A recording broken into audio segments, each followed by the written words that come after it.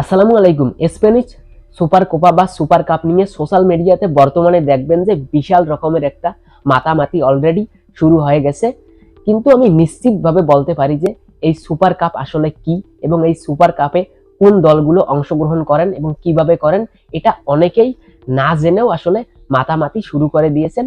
আমরা আসলে প্রথমেই জেনে নেব যে এই স্প্যানিশ সুপার কোপা বা সুপার কাপটা কি। এর উত্তরটা যদি খুব সহজভাবে দেই তাহলে বলবো যে স্পেনের সেরা 4টি ক্লাবের টুর্নামেন্টটাই হচ্ছে এই স্প্যানিশ সুপার কাপ। এখন প্রশ্ন হচ্ছে এই সুপার কাপে কোন 4টি দল কিভাবে অংশগ্রহণ করেন। এর উত্তরটাও খুব সহজভাবে দেই। বর্তমানে লা লিগার চ্যাম্পিয়ন, রানার্স আপ এবং কোপা দেল রের চ্যাম্পিয়ন এবং রানার্স আপ এই 4টি দল আসলে স্প্যানিশ সুপার কাপে অংশগ্রহণ করতে পারেন। যেমন বর্তমানের চ্যাম্পিয়ন হচ্ছেন লা লিগার Real Madrid, runners up Barcelona এবং কোপা দেল রের চ্যাম্পিয়ন হচ্ছে অ্যাথলেটিক বিলবাও এবং রানার্স আপ হচ্ছেন মায়োরকা। এই 4টি দল আসলে এই টুর্নামেন্টে অংশগ্রহণ করেছিলেন। বার্সেলোনা আসলে অ্যাথলেটিক বিলবাওকে হারানোর পরে ফাইনালে চলে গেছেন এবং রিয়াল মাদ্রিদ আসলে মায়োরকাকে হারিয়ে ফাইনালে গেছেন।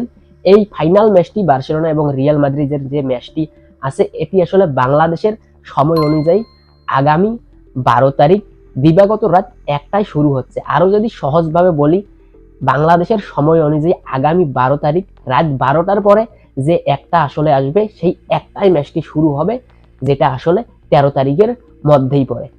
এখানে আরেকটা কিন্তু গুরুত্বপূর্ণ প্রশ্ন আসতে পারেন যে লা লিগার চ্যাম্পিয়ন এবং কোপা দেল রের চ্যাম্পিয়ন যদি একই দল হয় তখন আসলে আরেকটা দল কে সুযোগ পাবে এই টুর্নামেন্টে। সেটার সহজ উত্তর হচ্ছে লা লিগার পয়েন্ট টেবলের তৃতীয় দলটা সেক্ষেত্রে সুযোগ পাবেন।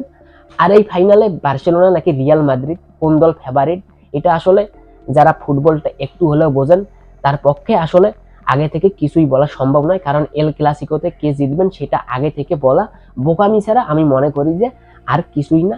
তবে অ্যাজ এ বার্সেলোনা ফ্যান, আমি একজন বার্সেলোনা ফ্যান, সেই হিসেবে আমি চাইবো যে বার্সেলোনা আসলে এই ম্যাচটা জিতে তারা আসলে 15 বারের মতো এই টুর্নামেন্টের চ্যাম্পিয়ন হওয়ার গৌরব অর্জন করুক। আর আরো কয়েকটা গুরুত্বপূর্ণ পয়েন্ট আপনাদের অবশ্যই জেনে রাখা দরকার, সেটা হচ্ছে যে এই টুর্নামেন্টের রানিং চ্যাম্পিয়ন কিন্তু রিয়াল মাদ্রিদ, আর রিয়াল মাদ্রিদ কিন্তু এর আগের বার এই বার্সেলোনাকে 4-1 গোলে হারানোর পরেই চ্যাম্পিয়ন হয়েছেন। তার আগের বার অর্থাৎ 22-23 মৌসুমে আবার এই রিয়াল মাদ্রিদকে 3-1 গোলে হারিয়ে বার্সেলোনা আসলে চ্যাম্পিয়ন হয়েছিলেন। আর এই টুর্নামেন্টের সর্বোচ্চ ট্রফিটা কিন্তু বার্সেলোনার, সেটা হচ্ছে 14 বার, আর রিয়াল মাদ্রিদ কিন্তু এই টুর্নামেন্টটা আসলে 13 বার জিতেছেন। অর্থাৎ রিয়াল মাদ্রিদ যদি এই টুর্নামেন্টটা এবার ফাইনালে বার্সেলোনার সাথে জেতেন তাহলে আসলে 14 বার করে বার্সা রিয়াল দুইটা ক্লাবেই জেতার আসলে গৌরবটা অর্জন করবেন। তবে আবারও শেষ পর্যায়ে আমি বলতেছি, অ্যাজ এ বার্সেলোনা ফ্যান আমি চাইবো এই ম্যাচটা আসলে বার্সেলোনাই জিতুক।